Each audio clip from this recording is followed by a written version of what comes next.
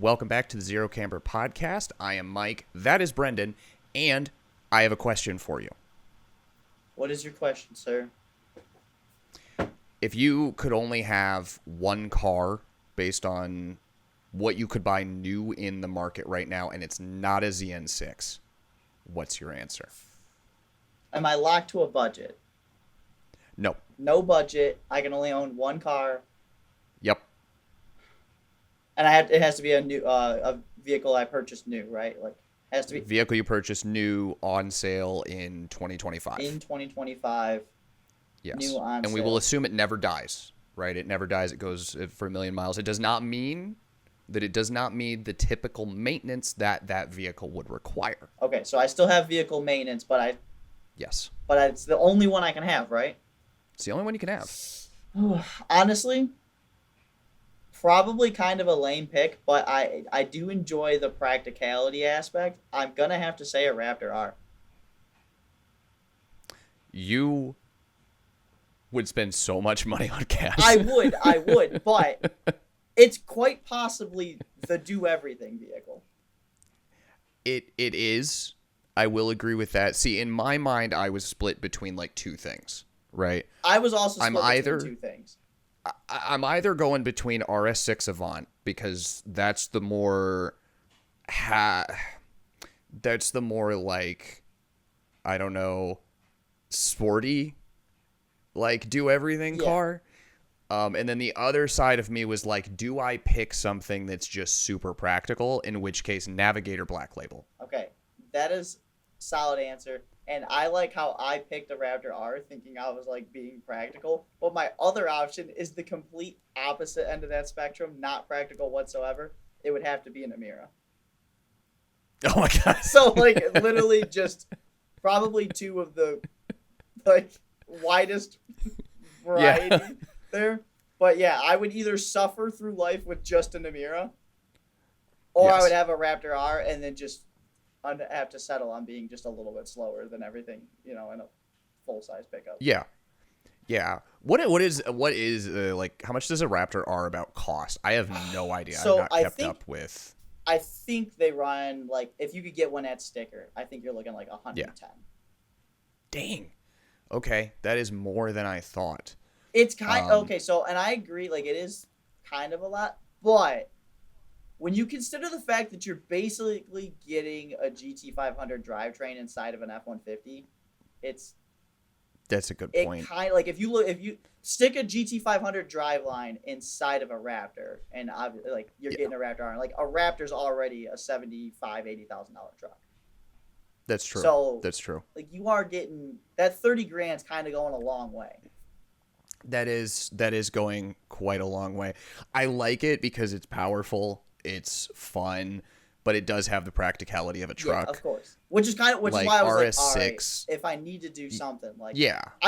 you could definitely own a Raptor R, and aside from probably abysmal insurance rates and obviously the fuel that you would consume to have that, you could pretty much tackle just about anything. Like you could tow nearly probably. I actually don't know what those tow. I mean, but I would imagine it's probably like 8,000. 7,000 to 8,000 would be my Yeah. guess. So if you could tow 8,000 Um, pounds, you could tow most things. Like you could own a boat, jet ski, whatever other little shit. Yeah. And have fun. Like anything move- outside of like You could still move a family, right? Like you A could still fifth move wheel. 5 people in it.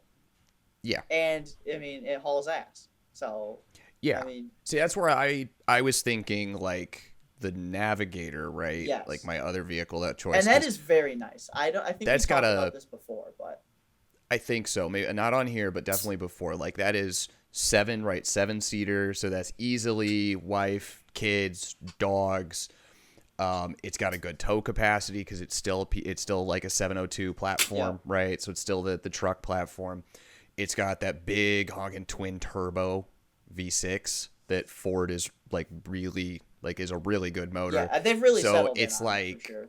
I think I'm kind of thinking about it and I'm realizing like that is basically choosing the luxury focused thought of the Raptor R. Like the same mindset you went on with the Raptor R. It's like, okay, what if we just took some of that and traded it for luxury, which is 100% where I'm at usually, considering I bought a Q7. And that is very reflective of our personalities, though, because I am 100% A-okay with dailying like a caged race car, and you would probably just be like, I'll actually die instead of do that. So yeah, no, 100%. The Mini is as far as I go for something that I daily. Yeah, and see, like that is pretty like aggressive for me.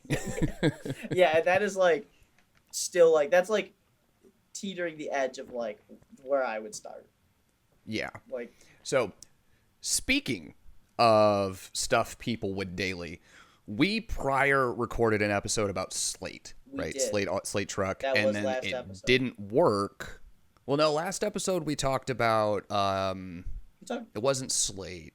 It was something else. I already forgot. It's only been like 5 days, but oh yeah, we talked about how car modifications have changed, That right? is Like true. how the We culture did has do that. changed.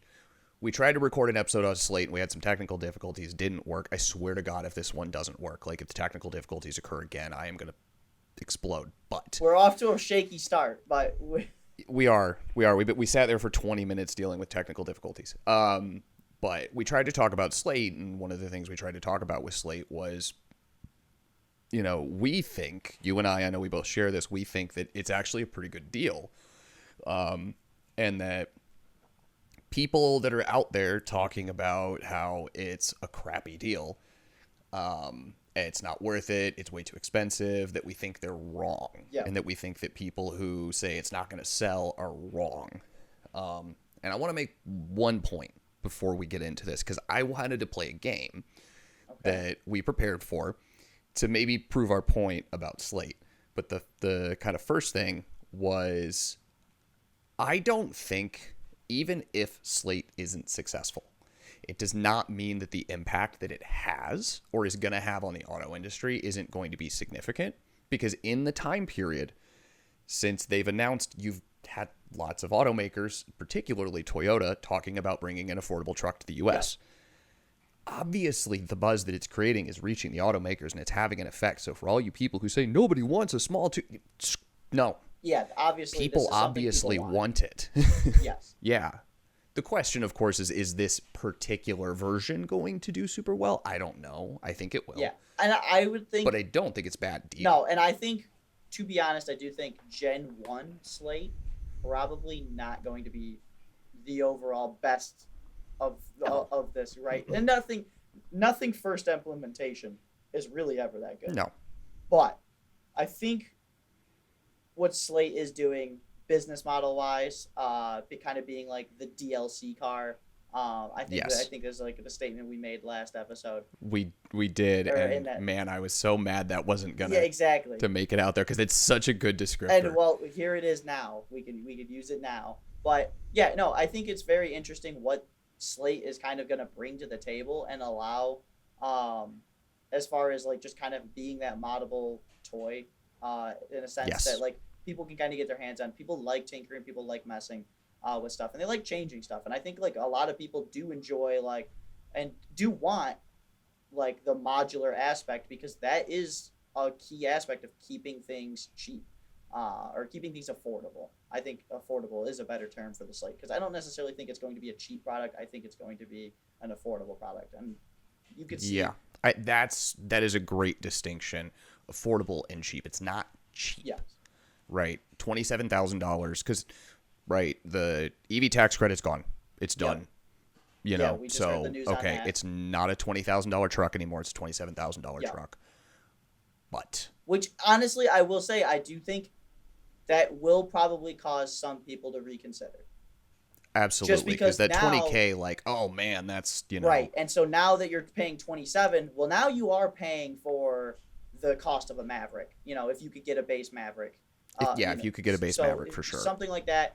And so, like, now you are kind of at a point where you're like, do I spend a few more grand? And because let's be real, if you're comparing even a base Maverick to a Slate, you know, of course, and probably the Maverick is a better deal. The base Maverick has more features. Right. So now that the EV tax credit isn't there to, soak up a lot of that loss that you would get from the Maverick, I think like that is going to be a kind of a like I need the. It's going to be push some of the people who might have been like really on the fence, who were like, I need this to be as cheap as possible. Yes.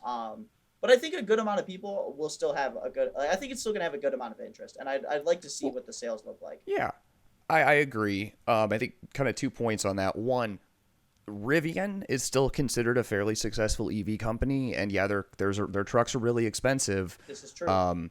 But they're like only sell, I think it's like 12 to it's like in the tens, right, of thousands of vehicles a year. That's it.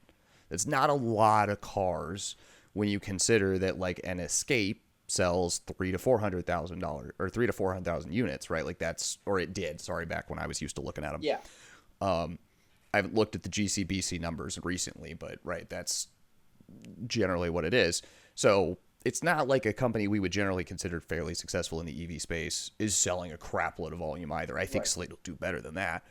The second thing is, one of the things, this is the model for Slate that I've just been mulling over in my head that makes so much sense, is if I want a Maverick, right, and I want a base Maverick, and then the base Maverick, like for example, base Mavericks don't come with cruise control. Yeah.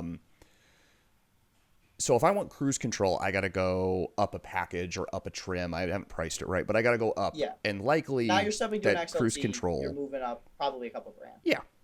Yeah, and like that cruise control is also going to come with heated seats and this and that, right? Yeah. So it's going to come with these features. And now it's not a $27,000 truck. Now it's a $33,000 truck because I have to go up a trim to get one feature. Right. That's what Slate isn't doing, right? Because, I want like the radio option, right? This is the one people talk about, or the power windows. Because a whole bunch of people, man, that was a whole fight that I got into on Twitter, was about power freaking windows. Oh, yeah, I seen that because there was the crank window ad. Yeah, they have the out, crank windows. Like, obviously, Slate was just trying to be silly with a little, it was like, what, not even a 20-second ad? And I can't believe that that riled up as many people as it did. That was honestly hilarious. I think I called them pussies, but for not, but like, cause it's inflammatory in the same way. Yeah. But yeah, so it's that's the thing is, okay, what if I just want power windows and I don't want the heated seats? Well, and let's be real. If you buy from a traditional OEM, you have to get it all. Right. Well, and from Slate, you don't. Also, let's look at the fact too that like that whole like you have to up a whole trim has been something that is like relatively new. Like that's new of like the last 15 years or so. Mostly 15. VW basically pioneered that. So like, I mean, back in the 90s, you used to be able to just option, like if you just wanted cruise control, that was just an option you added. Like you just checked the boxes you wanted versus, now it's like, oh yeah, you want this, you have to buy the technology package and add $6,000 to the cost of your vehicle. Like, and that's how they make money, right? Because I've worked at OEMs, I've seen how they balance things. Your base models don't make money. Oftentimes they lose. If like they lose or make zero. So no, Ford isn't offering a great deal in the Maverick and making a ton of money. They're just trying to get you in the door so they can upsell you, which is the same thing Slate's going to do, but this way. You can spend 300 here, 1,000 there, 1,000 there, 2,000 there, right? As you own the car to upgrade to get the things you want instead of having to finance it on the upfront. Right. So that you can get this stuff, because if you don't do it now, you're never going to get it. Exactly. And that's not how Slate operates. Well, and I think a lot of people, go ahead. A lot of people get upset about like, I guess kind of in a way, like right now we're talking about, like Ford wants you to be in an XLT to get that cruise control, to get that heated seat feature and stuff like that. Yep. And like, that is an upsell. That is what it is. But people don't look at it that way, because when they think of an upsell, they think when they walk into, the fast food restaurant and they ask if you want to, get a large fry instead of a medium with your combo. And you want to supersize Yeah, that? exactly. So like to them, oh yeah, the supersize at Wendy's is fine because that's only adding $1 to your thing. But when when the supersize me is adding $3,000 to your $40,000 purchase, obviously people get a lot more nervous because that's, it's some big dollar amounts that we're talking about. Yeah. So it's understandable, but at the same time, like that's really what it is. It's just an upsell in that same function. And like you said, Slate not doing that to you is something I kind of hope shifts the market back towards the way that it was, because I would love to go and just option out a truck the exact way I want it, or option out a car the exact way that I want it. Yeah. Because there's a lot of times like I don't want leather, I don't want all this other stuff. Like I'd rather be able to get, that shorter gear in the rear end, then not have to buy your premium package truck with all the extra features. Like, just let me just buy the 410 gear truck instead of the 373 without going to the upper trim, or buying a Tremor package or whatever it might be, right? So, or even in the inverse, right? Like, I would love, if you want leather in an F-150 now, you can't get that in a Lariat, right? You got to go. They took it off Lariat. Now Lariat's like leatherette with hybrid cloth. yeah, now you got to go. And to they're going up a King trim. Ranch or yes. Yeah, King Ranch to get leather seats in a truck. I freaking Lariat's a $65,000 truck now. So they do it in the other direction too, and that's something Ford used to do with Sync and Sync 3, right? Remember Sync and Sync 3? Yep. Sync 3, Sync was on all the base models, and you had to go up trim to get it. And I remember looking at the vehicles. I did this a long time ago. I was comparing a Focus they still do that. and a Golf. Sync 3 is still the standard, and now if you want Sync 4, you have to. But there's a much smaller difference between like Sync 3 and Sync 4 when you consider like this one's got CarPlay. Yeah. Like, it used to be like you have you're nothing. You have an aux port and AM/FM radio versus like you actually having Bluetooth connection. Yeah. Yeah. But I remember like pricing it out a while ago, like a long time ago, when I was comparing like a Mark 7 Golf base Golf rate and a Focus. It would cost me almost like, just if I wanted everything the Golf had, right, I would have to option in so many additional choices, so many additional options into the Focus just to get the Sync 3, that it was like $5,000 or $6,000 more to get the Focus. And so it was like, oh, hey, this Golf is going to be like, obviously I'm dating myself, this Golf is only going to be like $22,000. Yeah. And the Focus is going to be like 27, just because I had to add a bunch of stuff. And that's how they do it, right? Because they go, well, people really, really want this, so we're going to lock it behind these other choices. Yeah, of course. And then we're selling you on all that because we know you're not walking out of here with the base radio. Yeah, exactly. Because most people won't. Most people are like, oh, no, I gotta have Bluetooth at least. Like. Yeah. So that leads me to the game that I want to use to prove ourselves correct, because we know this game is going to prove us right that $27,000 for the Slate is actually an okay deal. Yeah. So the game is guess the MSRP. Okay. You and I have both chosen some vehicles. We have. Specific configurations, and found out what the MSRP was. I gathered the MSRP and destination cost because I want to know what total is. So I'll go first because I think this is a good comparison. To start, how much do you think a Silverado 1500 LT 4x4 with leather seats, max tow, and, because I think it's important for this kind of truck, box steps, or not box steps, sidebar steps. How much do you think that would MSRP for? 1500 LT, 4x4 with leather, max tow, and side steps.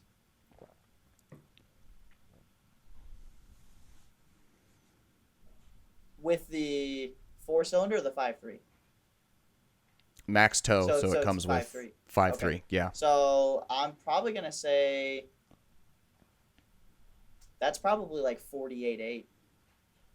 61.1. Oh my gosh, really? For an LT? So then, for an LT I would have with thought max tow and leather, to like a high country or something. No. Oh my, 60. 61,135 with destination. Sorry, I should include, because that's 2,200 in destination, and the dealers aren't waiving destination. That's yeah. It takes a lot of money to drive that thing from Indiana over to Ohio, apparently. Yeah, no kidding. That's a crazy destination charge. I feel like normally that's like $9.95, but yeah, a lot of times they're lower. So I took it one step further, and I wanted to see, were there any in my area? Mm-hmm. So in my area, there was one vehicle, but it was missing one feature, max tow. How much do you think that one was going for without incentives? Because we can't count on incentives, right? Without incentives, yep. I'm probably going to say 57, even though it's not max tow. 61,200. It was more expensive. Oh my gosh. because the dealer had added PPF and undercoating without like just from they just added it to the truck. So that's insane. 61,200 to get a max tow Silverado 1500 LT. So that's right, because I think, and I chose that because I think that is kind of the. I mean, that I'll be honest, being in Detroit, right? That's probably I would say 5 or 6 of the 10 trucks I see on the road every time I get down the car. Yeah, if there is a new Silverado, that's kind of the minimum you expect to see. Yeah. Unless you're in a lower-ish income area, in which case you might see a custom. Right. Like I think that for the money that you're spending, 60-something thousand, like 50 to 60-something $1,000, I think it is bare minimum to expect leather freaking seats. Yeah. And it was the leather seats that drove the cost because I had to up trim so much. So, do you have the number for if you had all of that, but without leather seats? I didn't look. I think you can go down to a custom, which would put it around what you first said. Okay. But to think that you would need to spend an additional $10,000 just to get leather seats. Yeah, and it's because it comes with a bunch of other stuff, right? Like, because then, like, once you go to leather, okay, now it's leather. I think it was leather heated cooled with, Yeah, probably communication tech package, stuff like that. The blind spot monitoring, all the other stuff that you probably don't even care about. Mm-hmm. What was crazy is I found a second Silverado, and it was only one of 2 Silverado LTs in my area. Actually, sorry, no, this one wasn't an LT. I don't think it was a different trim, right? But it was the second closest to my build. No leather, no max tow, no steps. 60,725. It was featured. It was optioned up with a bunch of other stuff. You said that was 67. 60,725. So 60. Yeah. So it was. Okay. So. $500 less than the LT max tow and steps. And this is the reason why I wanted to bring it up, because that's the reality of buying a truck with what is on dealer lots. Yes, I could go get a cheaper car, like a cheaper truck, and option it, right? This truck options out $61,135. I couldn't find one that had all the features and missing legitimately important features for the same damn price. And you could arguably probably go buy 2 Slates with a decent amount of accessories for that same money. Yeah, because I would assume, the 3 things people complain about the Slate: the range, the lack of second row seats, and the payload tow. Right. Okay, can't do anything about the payload tow, right? Yeah. But the Slate is supposed to come with modifiable second row seat and cap, right? So this can be a four person, 5-person vehicle if you pay for the parts. Right. And I assume that'll be about $6,000, $7,000, probably a fair, to do fair that. assumption, yeah. I would assume a cap's probably going to be $2,500, $2,300. Seats are probably going to be another $2,000, $1,800 maybe. Yeah. And then I figure conservatively that the range extension, right, because they have a bigger battery pack, takes you from 150 to 240 miles, which is a substantial increase. 240 miles is actually pretty useful. I mean, that's like base model Mach-E territory, if I remember correctly. Yes, I think it's like Mach-E. I think Blazer EV is closer to like 300. The Bolts were 250, I think. Yeah, so I mean, like that puts you in a pretty decent range, to be honest. I think a conservative estimate is to say that's going to be $5,000. Yeah, I would definitely say so. Like, I know because I was looking at one. To add like the max battery package to an R1T, that's like a $15,000 option. Yeah, and that's a much, much bigger battery. Yeah, because they're not increasing a ton. Exactly. So I would be willing to bet that increasing the capacity of that Slate 50%, you're probably getting hit for at least $3,000-$4,000. Yeah, which I think is a fair ask because now you're taking it from 27 to 31. Yeah. 31,000 with 240 miles of range. Not bad. No, not bad at all. Yeah. So now we're gonna drive the point home further because you have a vehicle prepared. I do. I want to know what you got. So for just a few bucks more, Mm-hmm. you could get into some fun stuff. Yeah. Right. So, Mm-hmm.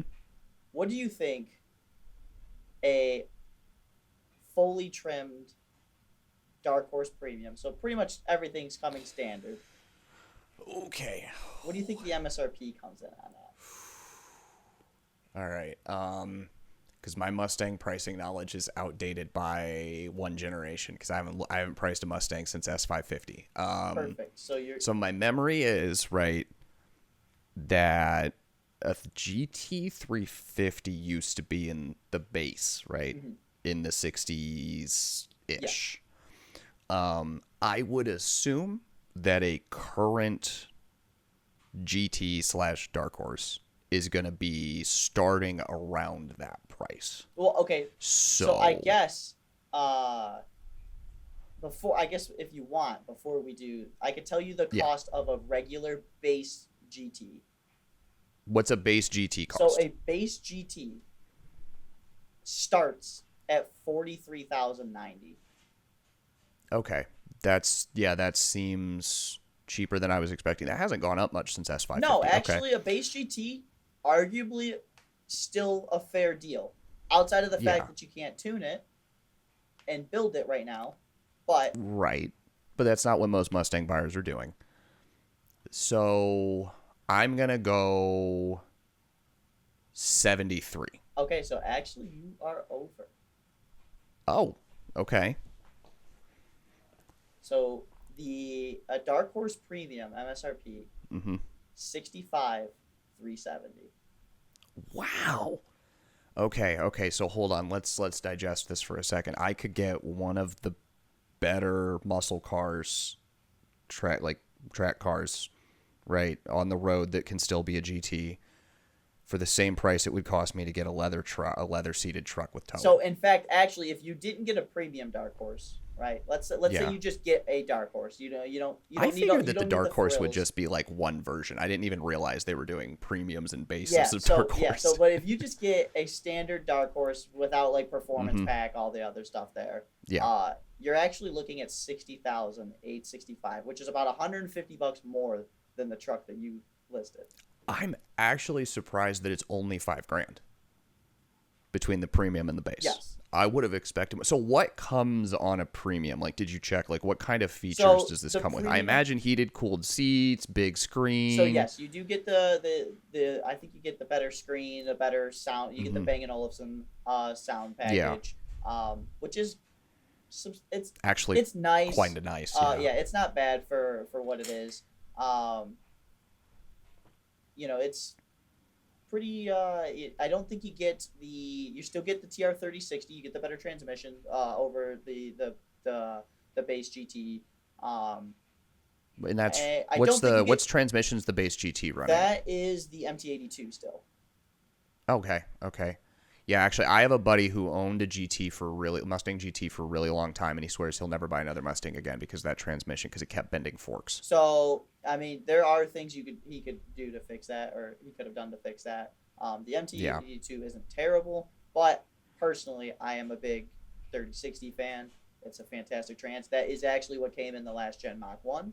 It's what came in the GT350 and the prior generation S197 GT500s. So sorry, you've just reminded me how much I've always wanted to buy an S197 Laguna Seca. Those are fantastic. So expensive from the last thing I looked at, but they're so freaking cool. They are super. That's my favorite S197. It's absolutely my favorite. I think if I was going to buy an S197, I would have to get a 1314 Shelby GT500. The with the Trinity or whatever motor. The 5.8, yep. Yeah. So yeah, just that, having worked on them, having experience in them, That's just such a good car. It's They're cool. I think that might just be me being a bit of a hipster contrarian, like wanting the Laguna Seca instead of that's the. fair. That's fair. But God, yeah, 65. That's actually a good deal. I kind of want a Mustang GT now. I think it is interesting though that like, given kind of like the like seeing that truck, right, that the Silverado, Yeah. LT, as you had it trimmed, is like Yeah. seeing that is $61,000 in comparison to you being able to go buy a dark horse for the same money Yeah. is kind of crazy, because Yeah. and granted, I'm probably a lot more performance brained than most people, but Yeah. why would I, unless I need a truck, and like at $61,000, I feel like I'm gonna have to really need a truck. Yep. Why would I want that over going and buying a dark horse? Honestly, you hit, like, you saying that really, I think was resonated, because unless I really need one at that price, like, you're kind of hitting, I think now, what I'm feeling, which is that some of these vehicles are just getting to be so expensive that it's like, do I even, like, I don't want to just buy for the potential that I want the extra capacity. I'm just going to have to start buying because it's literally what we like. You start having to ask yourself, like, do I really need this? And that's like, you're right. That's kind of where truck pricing has gotten. Yeah, and I feel like we're kind of at a point where, like, it's not like a lot of, especially for instance, like I could tell you right now, most of the people I work with do not need a truck. I No. can also tell you probably 70 to 80% of the people I work with drive trucks.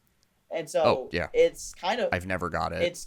I've never understood it. I mean, they're cool. I like trucks. Previously- I just don't understand spending the money they spend on a no, truck. for sure. And so I will say, like, previously I was very against trucks. I've kind of come around on that. I'm sure, Yeah. as you see, because I probably tweet about trucks Yeah. at least 30 times a week at this Yes. point. Yes. But it is interesting to me because I've always looked at trucks as like an actual utility. And to me, if you're not Yeah. going to use a truck for its utility, there is no point in having one, really. Yeah, I have said this because I said it to my parents, right? Because my dad has an F-150. He's getting a new F-150. There's a whole story behind that I might talk about on here after they've resolved it with the dealership. But I have said to them before, because they have a cap on their F-150, on the bed of the F-150, and it never gets taken Buy an off. And I'm just like, buy an I'm like, Expedition. yeah, that's what I said. I was like, why didn't you buy, like, just go buy an Expedition? Well, because we want to have the bed and I get that, right? And that's kind of getting to my next point in the game of guess the MSRP is people care about the bed. They do. They care about having the bed, even when they use that space almost more as if it was cargo space, like interior cargo space, Yep. right? And so I wanted to compare MSRP to my next vehicle, which I think is trying to be fair to Slate. Okay. Hyundai Tucson SE. Basic features, right? It's, CarPlay, total, like, just CarPlay, and then basically nothing else. Cloth seats, front wheel drive, automatic transmission, base engine, right? So just cheapest.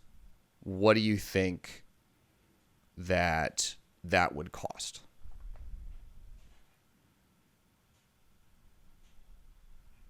I'm going to say 34.6.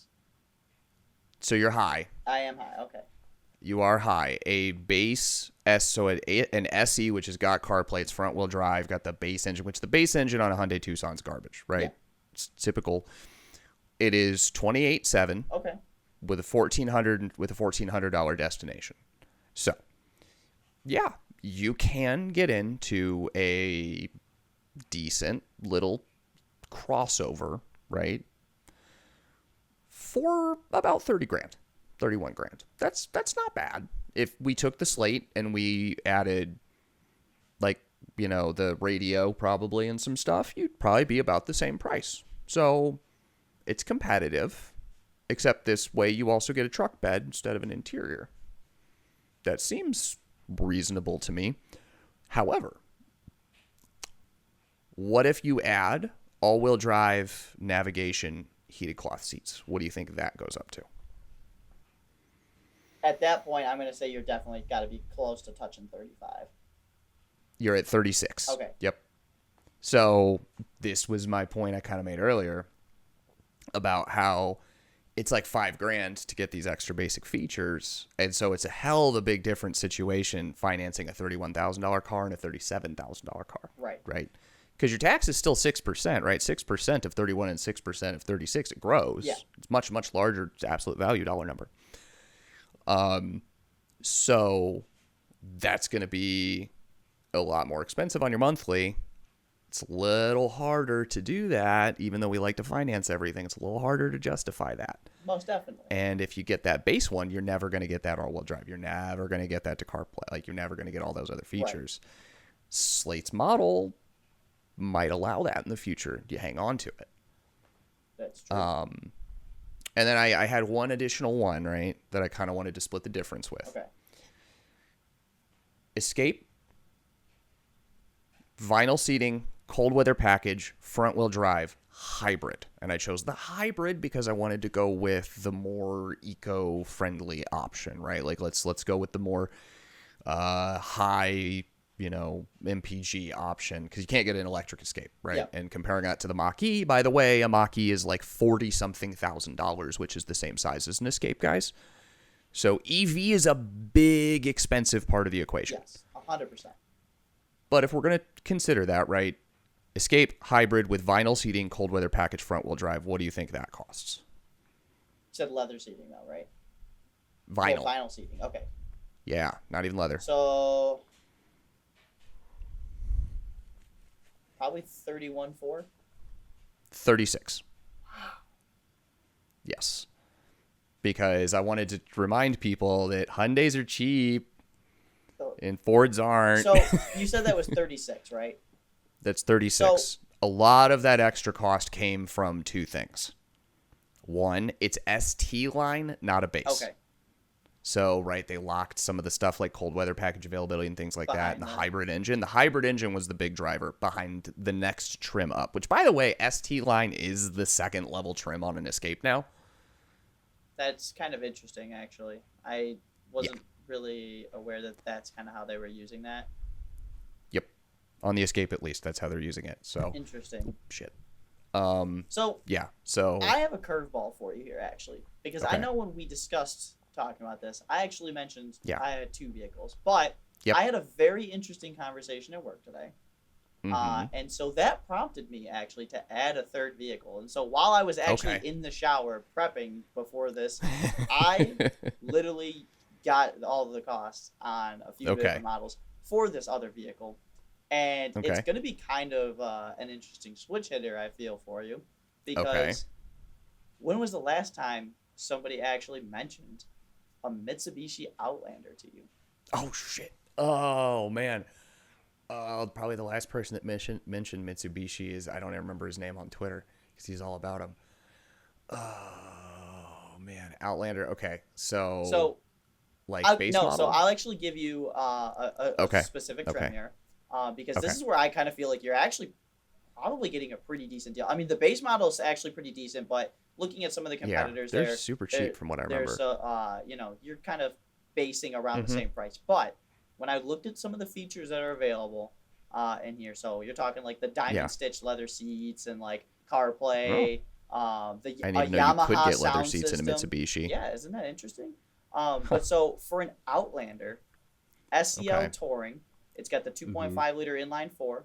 It's all-wheel drive with CVT and all their luxury features. So like I said, the Yamaha sound package, pretty much all the fancy bits, probably anything you could imagine that you're gonna get in most of the other standard, things in the same bracket, right? Yeah. What do you think MSRP is on that?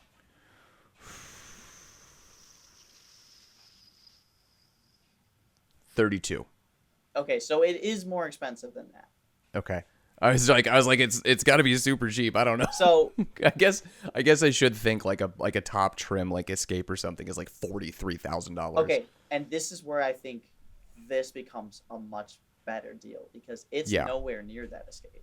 In fact, No, actually, the not. Escape that you mentioned is kind of where it sits. So Really, 36. this is $37,695. Okay. And 10-year, 100,000-mile warranty with that.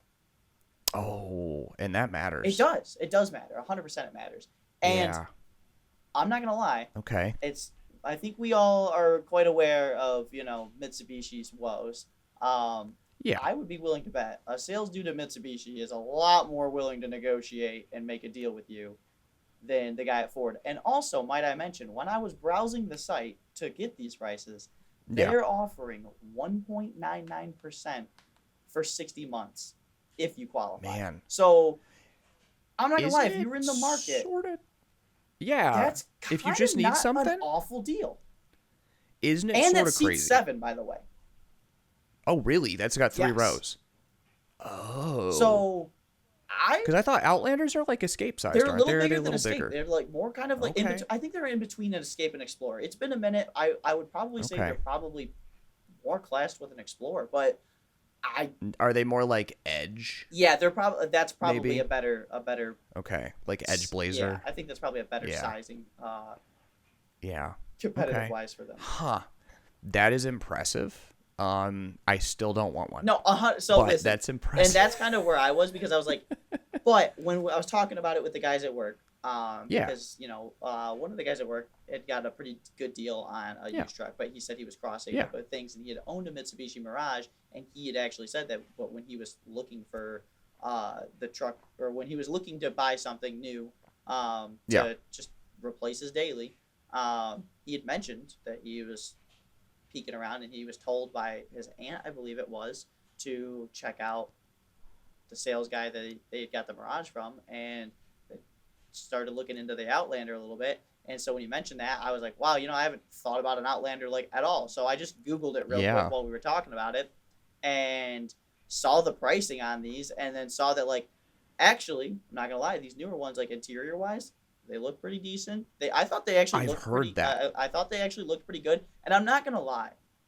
looking at it, now I'm obviously I don't need one of these, but no, I think for some kind of like small video I might do for my own channel, I might go and actually take a look at one of these and maybe just go test drive one just to see, because I'm actually kind of really interested in like the value proposition of this, because I think this thing actually could probably be pretty decent for 37 grand. And I think you could honestly probably negotiate a deal on something like this probably relatively easy. Yeah. And I think you kind of get a lot for 37 grand, because I'd be willing to bet if you did price out an Explorer with even half of those features, you're over 50 grand. I'd be willing to bet. Oh, easily. It's 2 things. One, how did Nissan get its reputation that it got when Mitsubishi is obviously what Nissan is accused of being? Yes. Like Nissan, like, right, because they're like the Altimas and the Sentras and stuff. Like, there's low rent, budget rental cars, right? Mitsubishi is actually just a company that makes low rent budget like rental cars now. Like, that's all they do. Nissan at least had like the Z, and until recently the R35. I think it was still called the R35 internally. Is that out of production officially now? I think it's officially out of production. Yes. Right, but like they had those things. Yeah. So they had some stuff. They still had the truck. I mean, even the Mitsubishi literally just makes like 3 cars, 2 cars, and they're all just like low rent. Hey, you want to buy a new car, but you don't have any money. You don't have enough money to buy one that's good. So here you go. Like that's what they're doing. Like that's what people accuse Nissan of being. 100%. If I can tangent for 2 seconds here. Yes, absolutely. I do think, and this is Mitsubishi, feel free to use this game. I'm going to give you game right now. I'm going to try and put you on so that way you can get at least 0.5% of market share back. Yeah. I have a marketing degree, by the way. Y'all can send me a job at any time. Do you really? I do. That is actually what my degree is a marketing degree. Didn't know that. So, I didn't know that. Mitsubishi, in Australia, You have a mid-size pickup that comes with like a 2-liter turbo diesel, and it's actually sick as hell. Granted, I Isn't don't. that, hold on, isn't that based on someone else's truck though? Isn't that like a licensed truck? I don't know. I would need to look more into it. But Yeah. all I know is I was watching a video of some of these guys doing some overlanding stuff because I was recently very interested after learning the proposition for the Australian market of a Ranger Super Duty, Yeah. that there's this Mitsubishi truck over there and it's freaking cool. The Triton? Yes. Okay. It actually is kind of sick. I think it actually looks kind of good. And I'm telling you, I think if that thing was here, I think you could get some sales because this is America. We like trucks. And I think if you, especially, I think if you could bring that little turbo diesel mid-size pickup to the States, I think that would sell. Especially if they could provide that at the value that they do. Now, granted, I know they're probably being screwed on chicken tax and such here. Oh, I'm sure, But yeah. I do think that if they brought something like that here, or found a way, or got a way to build those here so they could sell something even on a similar platform, that would be probably sick and probably start moving some market share their direction. I need to remember to add pictures of this when I edit and post because, yeah, I'm looking at it right now, the 6th gen. And yeah, and you know what? You're right. I don't think it's a borrowed truck. Right, because that's the thing people don't realize, like the Isuzu trucks and stuff like that, the Mazda trucks, and that's Ford, GM, Nissan, right? Like that's who they're pulling from. Yeah. Toyota too. They just license out a truck from somebody else basically. Oh yeah, 100%. And badge engineer it. Yeah. Wow. Okay. But so okay. That is Mitsubishi's free game. That is your random truck fact of the day. That was a segment I never intended on making, but that's fine. This is the truck episode apparently. Yeah, we're big truck guys over here. Yeah, you are at least. Yeah, I ended up like a cowboy hat or something for me. I'm a small truck guy. I like. Small trucks. I also actually am big. I like big trucks. I like small trucks, but I kind of like a little bit of everything when it comes to trucks. But I thought the Triton was super sick, and honestly, I feel like if they had something like that here, it might actually do kind of well. It might, yeah. I mean, I really like the Nissan small truck. The Frontier. I can't remember the name of it right now. The Frontier. Yeah. I've looked at them before. The only thing is, right, because of the chicken tax, they're not really much cheaper. No, they're kind of pricey. I was really now they are thinking cheaper. It would like be... now, if you were like cross shopping right now for like, say, a Ranger or a Tacoma, they are actually, you can get like a Pro 4X. I want to say MSRP on like a Pro 4X and like a good trim is like $45,000 in comparison to Toyota thinking that a TRD off-road Tacoma is like worth almost 60 grand, which is insane. The new Toyota, like the Land Cruisers, the brought over, right? The Lexus. I don't understand why people would buy the Toyota when they have the Lexus one. Because even though the Lexus one looks so similar and the interiors are similar, the materials are better, right? The I don't understand. I don't understand the pricing of the Tacoma. They're so expensive. They are so expensive. I know the chicken tax stuff, right? But so actually, Tacomas aren't even being hit with chicken tax. Those are made in Texas. Oh, that's right. So they literally, then what the hell? They must be stuffing gold bars behind the dash. They must because I think there's got to be something, especially in that Trail Hunter model, guys. That is like a $67,000 truck. It's a mid-size pickup. For 10 grand more, you could get a base Raptor. For 10 grand less, you could get a Ranger Raptor. I'm not buying a Trail Hunter ever when those are my options. Yeah. I'm sorry. The Raptor, both F-150 for 10 grand more or the Ranger Raptor for 10 grand less, those are both better trucks. So I just, because I thought this would be interesting, right? Because we were talking mid-size trucks.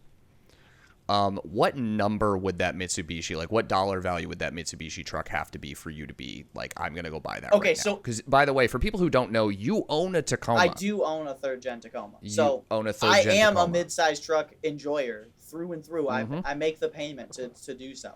Yeah. So if they brought that Triton over, and I Yeah. want to say, if they brought it over as we see it right now, right? So it's the Yeah. I think 2 liter turbo diesel. Yeah, it'd have to have the Yeah, turbo so like, diesel. if it's a turbo diesel and it's got all that going on with it, Yeah. if that came in at probably if an upper trim one or something comparable trim wise to like my TRD off road, Okay. was, I mean, being a turbo diesel, I would say if it came in sub 50, Yeah. I think I would be genuinely interested in it. I think if it came in somewhere between 40 and 45, it would probably 100% be a buy. Like an automatic buy. Yeah. So what I was curious about is I priced a Ranger real quick here, because it made me think about it. Like, what could we compare Yep.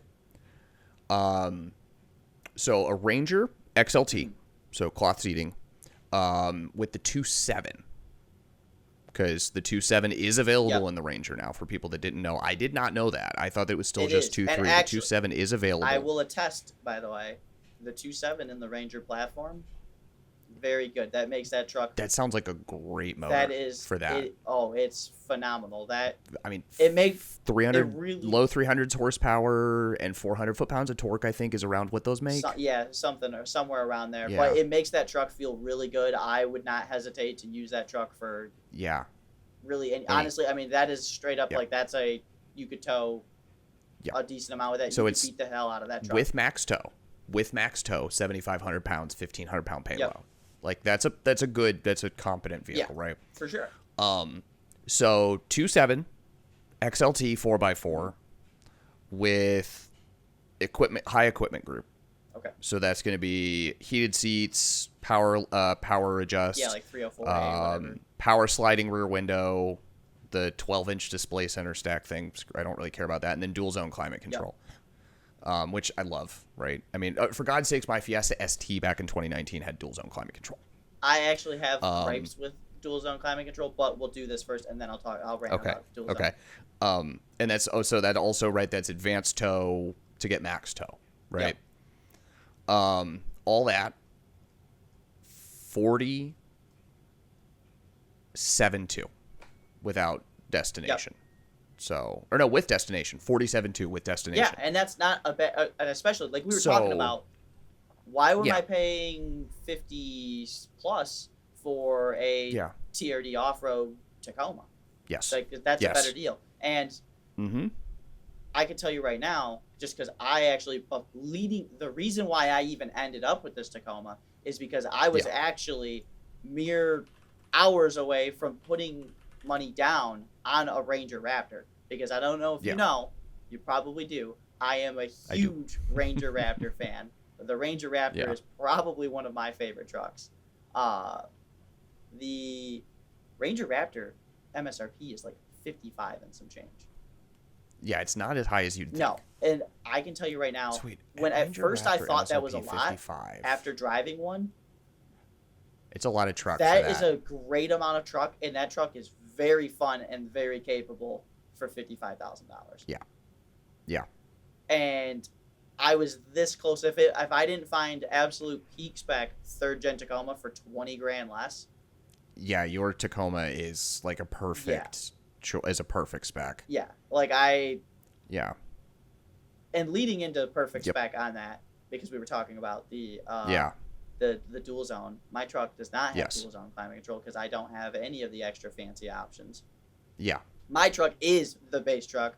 I would be the Slate buyer here because this is the only option my truck has is the side steps, which I actually hate Toyota's factory side steps. They're abysmal.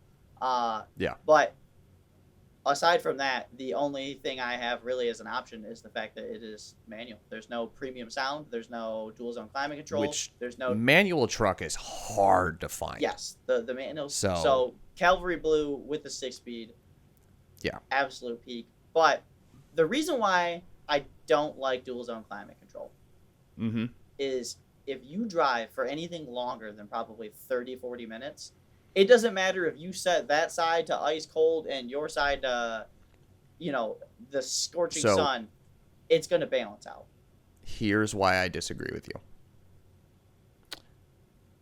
I'm married. Okay.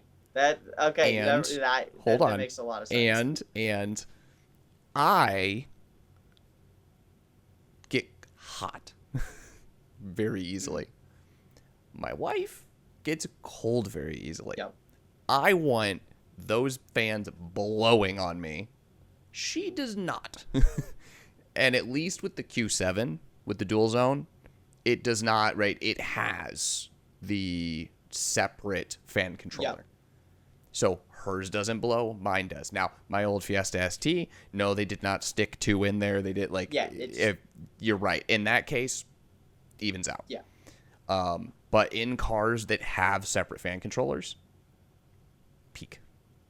Right? Or at least I'm assuming it has like separate fan controllers of some type. I'm not sure. I've never really looked that much into it. But I could see the benefit of not having to start an argument. Yes. Be worth it. Yes. I will concede on that front. However, in almost any other application, every other situation, it's pretty much it's pretty much worthless. If I go on a road trip by myself, there is 0 point to have dual zone climate control. No. It benefits nobody. No. I'm doing nothing. So it wouldn't benefit in a Slate. No. It's definitely not going to benefit you in a Slate at all. No. No, my Q7 actually has 3 zones because I also have the rear. So you can actually control speed and temperature for both driver, passenger, and the rear. I can control temperature for everybody, and vis-a-vis temperature, it will affect speed. Okay. So if I drop my temp on my side but not on hers, I will get a faster speed. Like, I will get more airflow on my side. Gotcha. Yeah. That is interesting. I wasn't aware that was as... I don't know how they're doing it, right? I just know that, like, if I turn mine down, she doesn't turn hers down. I'm getting lots of cool air. She's not. I wonder if they're just doing some tricks with, like, the blend door actuators or something They might be doing it with the blend door actuators or something, yeah. I'm not exactly sure how they do it, but it is so good. It is so good. That is interesting. That does make me, reconsider my stance on dual zone just slightly. But I'm not married, so it's not going to there's plenty of cars. Now, I'm sure there are plenty of cars where they don't actually do it and implement it nicely, and it doesn't matter. But I'm talking about an Audi. Right. So, and it's because mine is a 2018 Q7 with a 3-liter supercharged motor, Prestige. So, top trim. The only feature I don't have is the massaging seats. It's the only feature I don't have in my Q7. So, yeah, it's, terrifying to consider what happens if something breaks. Yeah, I would say you are one health report on a scan tool away from figuring out you have 15 non-communicating modules. But yes, thank goodness it has been good so far. It's the thing I've learned with Audis is if it makes it the first 30 to 40,000 miles without a major electronics failure, it will probably make it the majority of its life. That's probably fair. Because the Audi electronics, it seems, it's not, from what I've kind of understood and learned, is it doesn't seem to be an age thing as so much as it is just not manufactured well versus manufactured well. And if it's not manufactured well and there's something wrong. Yeah, basically. So. Well, I do think we have one last vehicle left. We have one last vehicle before we got to call it. And yes. I would like you to tell me how much you think a BRZ-TS with performance pack runs without destination. Okay, so BRZs are base, 27, 28 now? So a base BRZ is actually $30,195. $30,195. That's right, because isn't the GR 30 exactly? Just under 30. I think it is 30 exactly as of 2025. 30 exactly. Okay, yeah. Okay. And TS is going to be a fair bit more expensive. TS is the track focused. You got the Brembo brakes, the Sachs dampers, stuff like that. Yep. And then what else was going on with it? It was the TS with That's just a TS. That's Just a yeah. TS. Okay. I want to go 38. You are actually almost right on the money. That is 37,895. Wow. Okay. Honestly, that is a lot of car for 38. Yeah, no, that Um, is a pretty decent value, especially when you consider like, well, I will say, I guess at 5 grand more, 6 grand more does get you in a base GT. Now that TS does have a lot more features than that base GT has, it has a lot of but if you features. were looking to Also, like as a uh, platform, you could do a lot with a base GT over time. as a platform to modify, I think the base GT probably has more upward potential for the price with less money into Yeah. it. Because you're starting with, because, right, let's be honest. You and I both know this. Modifying the engine for power Oh yeah. is a lot more expensive than modifying the suspension for handling. Right. So buying a BRZ and then having to dump a bunch of money into the motor is going to be significantly more expensive than buying a Mustang GT and having to put money into the suspension. I could tell you if you wanted that BRZ to make the exact same power as that Mustang, you're gonna probably need to spend 10 to 12 grand on top of that. So you're probably gonna be 50 Yeah. grand plus into that car easily to make the same 430 wheel, 400 Yeah. or 430 that you would make in that Mustang just right off So rip. so 38 plus 12 grand, right? So we're at 50. Yep. So for 5, okay, so we're not within spitting distance of a dark horse yet. No, you are still about Okay. 10 grand away from touching From a a dark horse. horse. But Okay. at the same time, if you were to just spend the 50 grand on the Mustang, you could get a full performance pack GT. You could get quite a lot. That's active exhaust. That's going to get you quite a bit of stuff. Yeah. Where like you're doing pretty good. That's quite a bit of car. And I will say the S650, despite its size, really handles like it's something a lot smaller than it is. That's good because the S550 didn't. Okay. Well, so I think hopefully this kind of drives home the point that $27,000 for a 150-mile range truck, even without a lot of features, is not, let's say it's not the greatest deal in the world. No. But it is a competitive vehicle. Yeah, for sure. Because the base features you're getting on the other vehicles, right? Like the Hyundai or the Escape that I mentioned. Yeah. They're not that significant. Okay, Or power that base windows, Outlander, fine. That's you're not at going to be that same expensive. Number, you're Yeah. at about 30. Yeah. That a BRZ, you're at about 30. So Yeah. really, You're not getting into get a anything new under car, 30. yeah, you're touching 30 EcoBoost Fastback, 31,920. Yep.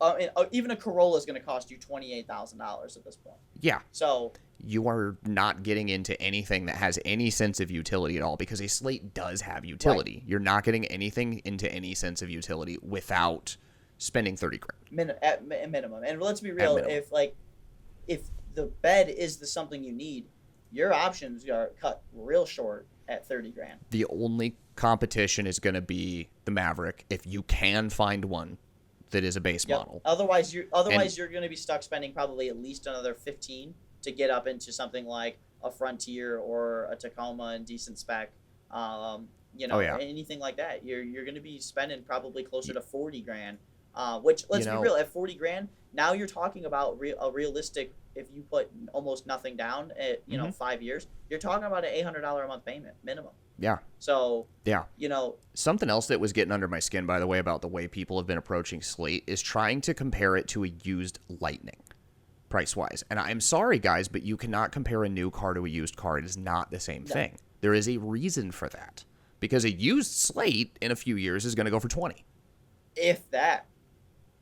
Because we could be to be fair, we don't know and EVs historically are falling pretty hard in the used market. A base Lightning starts at like 64. Yep. And they're going for 35 now. Yeah. So, imagine if we apply that kind of same realistically, in just a Yeah. few years, you could be looking at a $10,000 slate or a Yep. $12,000 slate. And I think realistically, that is where you would see that 3-4 years from now. You're going to see a slate at 10K Yes. easily. And so, like, I think that would, As they get up to what, like 60, 70,000 miles, probably. yeah, probably. So you figure a 60,000 mile slate for 10 grand. That Yeah. is where I think you're really going to start seeing the added benefit of like that being the DLC truck, because Yes. the third owner, where that guy's like, dude, I was able to snag this for 8 grand, and now I just got something to run stuff around on the property, and it's cool, it's neat, it's electric, it doesn't, I don't have to Yeah. do nothing, I just plug it in the barn and leave it. Yep. That's what we're going to see. I think those are going to be Yes. the buyers for that truck. I think the Agreed. first buyers are kind of going to be a little bit more people city slicking, the people who want, like I said in the previous one, the people trying to do their home renos, the people trying to do landscaping, little things like that The just buyer- need something to have utility. The buyer for a slate is going to be middle to upper middle class families that need a second car to drive to work, like my demographic. Yeah, 100%. If if a slate had been out when I bought the Mini, I would have bought the slate because I could have used the extra utility, and I would have chosen that over fun. But I chose fun specifically because I don't have any other choices in a somewhat comparable price range that would have worked. Right. Well, and I'll even add in too, people even in like just an actual lower income bracket, right? So like my friend with a Maverick doesn't make a ton of money, That's true.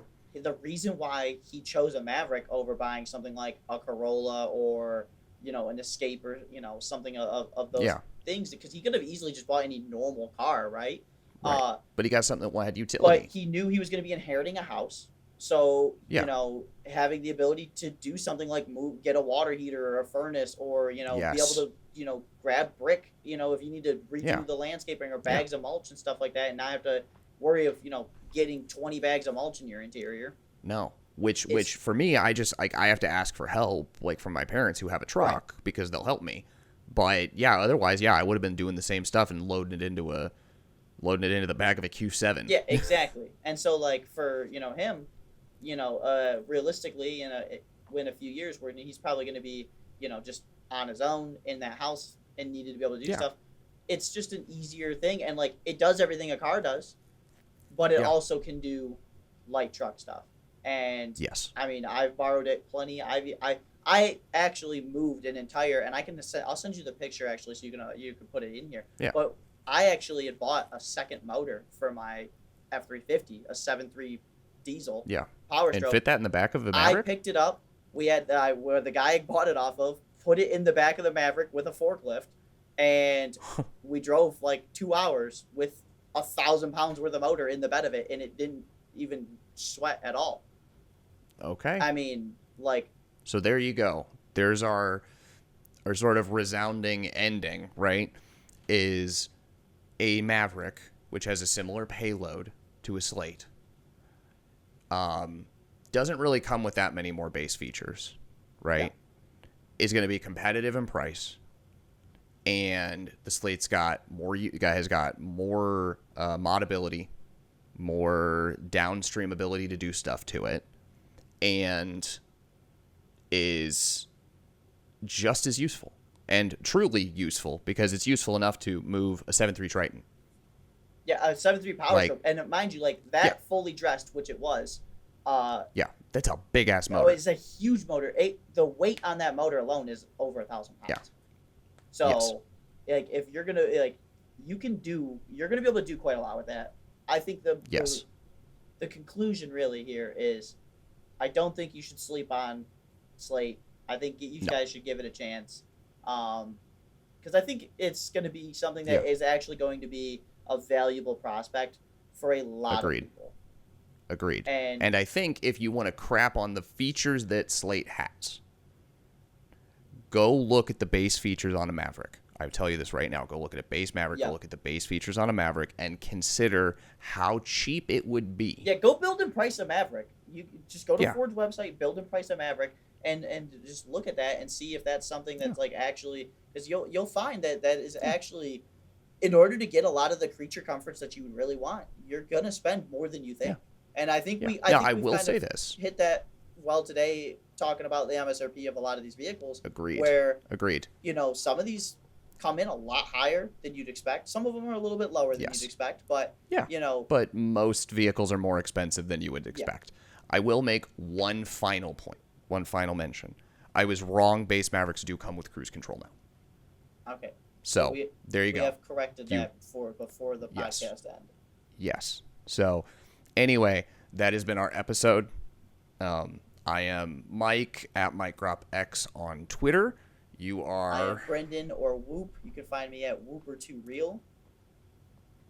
And this has been another delightful episode of Zero Camber where we prove that we are smarter than you. Peace.